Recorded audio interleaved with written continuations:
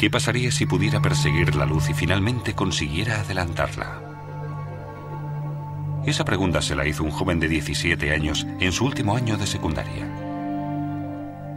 Años después, desarrollaría ese pensamiento y no solo revolucionaría nuestro concepto del espacio y el tiempo, sino que cambiaría de forma decisiva el de todo nuestro universo.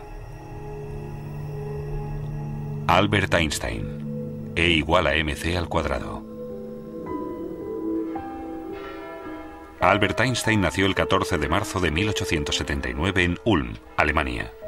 Un año después, su familia se trasladó a Múnich, donde su padre estableció un pequeño taller electrotécnico. En 1894, cuando toda su familia se marchó a Italia, él se quedó solo en Múnich para terminar el bachillerato en el Instituto Luitpold. Pero no tardó en dejar las clases y reunirse con su familia. En 1895, Einstein retomó sus estudios en Suiza. 3 años después terminó la carrera de física en la Escuela Politécnica Federal de Zúrich. Tras una larga temporada sin encontrar trabajo, a principios del año 1902, consigue finalmente un puesto de técnico asistente en la Oficina Federal de Patentes de Berna. Ese trabajo le permite, de forma paralela, analizar numerosas cuestiones teóricas sobre física. No pasó mucho tiempo hasta que se reconociera el talento de Einstein. Su primera incursión la hizo en 1905, cuando publicó en los Anales de la Física su artículo sobre la electrodinámica de los cuerpos en movimiento, en el que explicaba el efecto fotoeléctrico. Por esa teoría cuántica recibió en el año 1921 el Premio Nobel de Física. En ese mismo artículo formuló su teoría de la relatividad especial. Esa teoría nació con los análisis que había realizado Einstein sobre la velocidad de la luz. Su planteamiento era muy sencillo. Si nos fuera posible movernos a la velocidad de la luz, podríamos viajar de forma paralela a una onda luminosa, de forma que la luz estaría permanentemente a nuestro lado y la veríamos en reposo. Por tanto, se pueden hacer afirmaciones sobre el movimiento de un cuerpo, si dicho movimiento se observa desde una posición concreta. Todos conocemos ejemplos de ello. ¿Quién se mueve? ¿Nosotros? ¿O el tren en dirección contraria?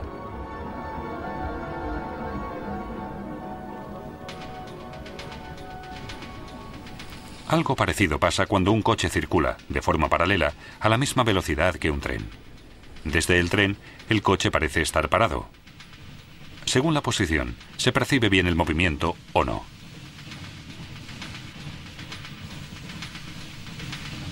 Cuando un pasajero avanza hacia el principio de un tren, desde los ojos de un observador de fuera se suman las velocidades del tren y del pasajero.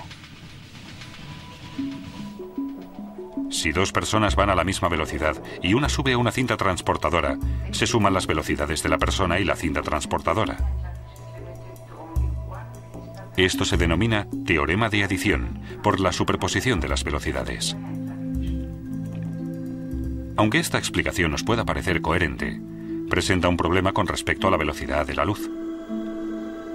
La luz tiene siempre la misma velocidad, 300.000 kilómetros por segundo. No se le puede ni sumar ni restar nada, independientemente del lugar de donde proceda la luz.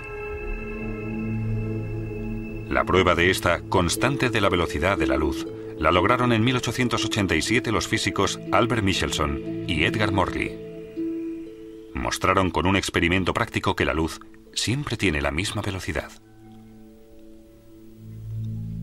Esto llevó a Einstein a pensar que la velocidad de la luz no podía variar independientemente del observador o del punto desde el que se observara.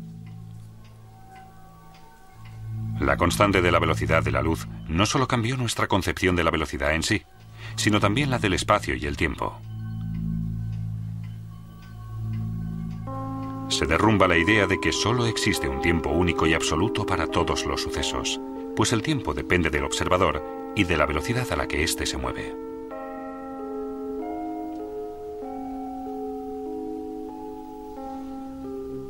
Una explicación de la teoría es la del reloj de luz. Un reloj de luz consta de 2 espejos situados uno enfrente del otro. Una partícula de luz, denominada fotón, se mueve de un espejo al otro a la velocidad de la luz. Cuando el fotón choca con el espejo, recibe un impulso, gracias al que podemos medir el tiempo.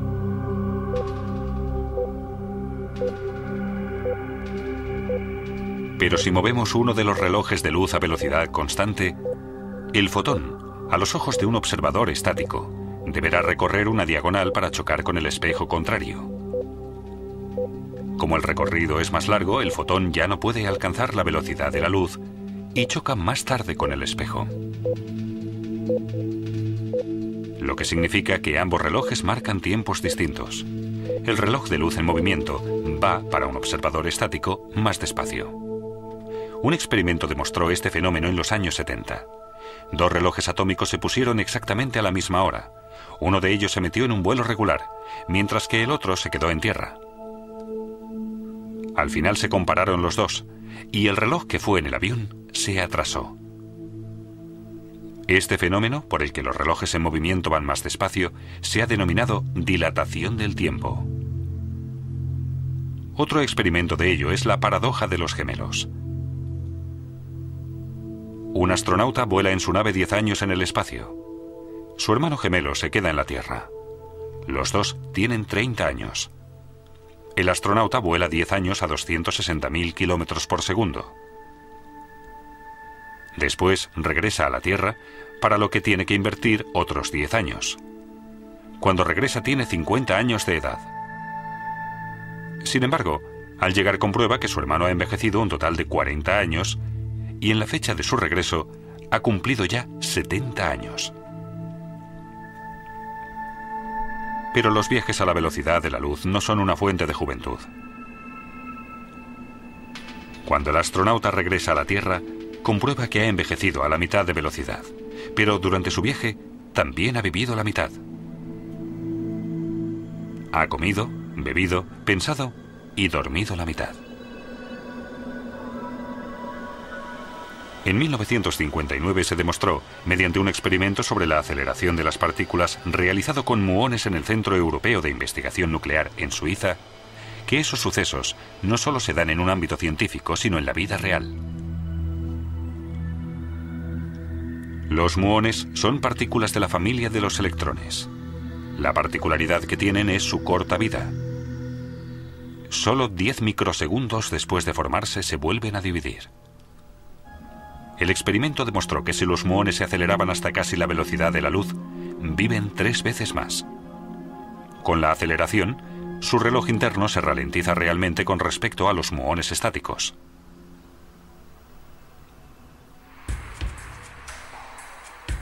Los cambios en el tiempo influyen también en la longitud de los cuerpos. Las longitudes, en movimiento, son más cortas. ¿Una prueba? Calculamos la longitud de este tren, que circula a una velocidad regular, multiplicando su velocidad por el tiempo que invierte. Pero a causa del movimiento del tren, el tiempo pasa más despacio. El objeto nos parece más corto cuando está en movimiento que cuando está en reposo.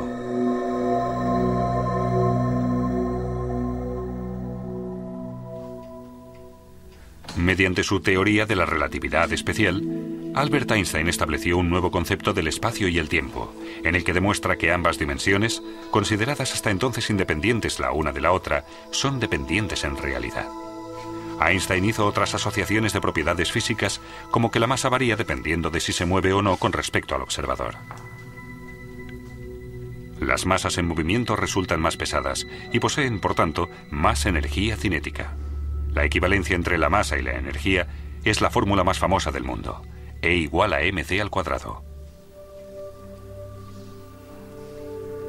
Como el cuadrado de la velocidad es un valor muy elevado en la fórmula, incluso una masa pequeña, si se mueve a la suficiente velocidad, puede tener una energía peligrosa.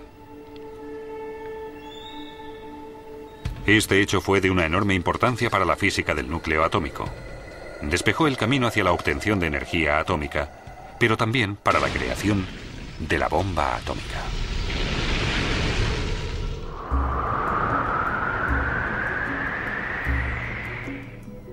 De la teoría de la relatividad especial, también se deriva el hecho de que no se puede superar la velocidad de la luz. El aumento en la velocidad aumentaría también la energía cinética del cuerpo y con ella la masa. Y lo mucho que cuesta aumentar la velocidad de un cuerpo pesado, lo sabemos todos por experiencia. Para acelerar el cuerpo a la velocidad de la luz, haría falta una energía infinita. Pero en 1905, todos estos datos solo eran de naturaleza teórica. Muchas pruebas que demostraron la teoría de la relatividad especial no llegaron hasta muchos años después. En 1909, Einstein obtuvo un puesto de profesor en Zúrich. Se dedicó entonces al único ámbito de la física que había quedado aparcado en su teoría de la relatividad espacial, la gravedad. En 1913, el físico alemán Max Planck viajó a Zúrich y le ofreció el puesto de director del Instituto de Física Kaiser Wilhelm en Berlín. Einstein no lo dudó un segundo, pues en aquella época Berlín era la meca de la física. En agosto de 1914 estalla la Primera Guerra Mundial que transformará el mundo por completo. Durante la guerra, Einstein siguió trabajando tenazmente con el fin de encontrar una solución definitiva al problema de la gravedad.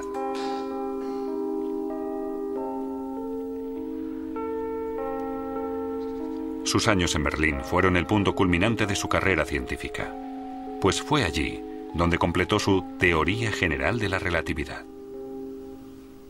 El punto más importante de la teoría fue la afirmación de que la gravedad no solo afectaba a las órbitas de los planetas, sino también a la luz.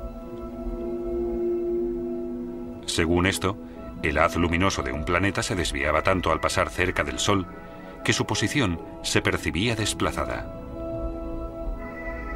Pero el fenómeno solo se podía demostrar en un eclipse total de Sol.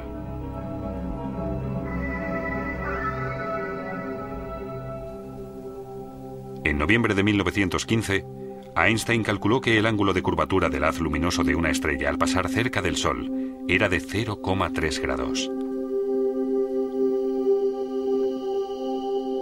En primavera de 1919, una expedición científica inglesa partió al Atlántico Sur para fotografiar un eclipse de Sol.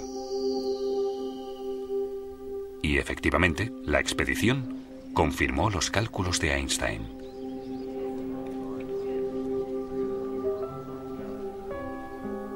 Cuando se publicó su acierto, se hizo mundialmente famoso de la noche al día. Se convirtió en la primera superestrella de la ciencia. Pero Einstein no estaba satisfecho. Después del éxito de su teoría de la relatividad, se propuso la búsqueda de una teoría de campo unificada, una fórmula universal para todos los fenómenos físicos.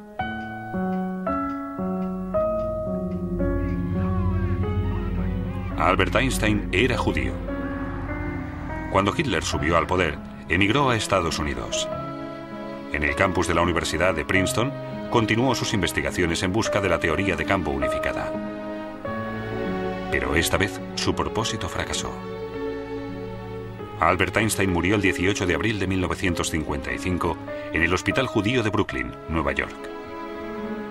Ese día, el mundo perdió al físico más importante del siglo XX.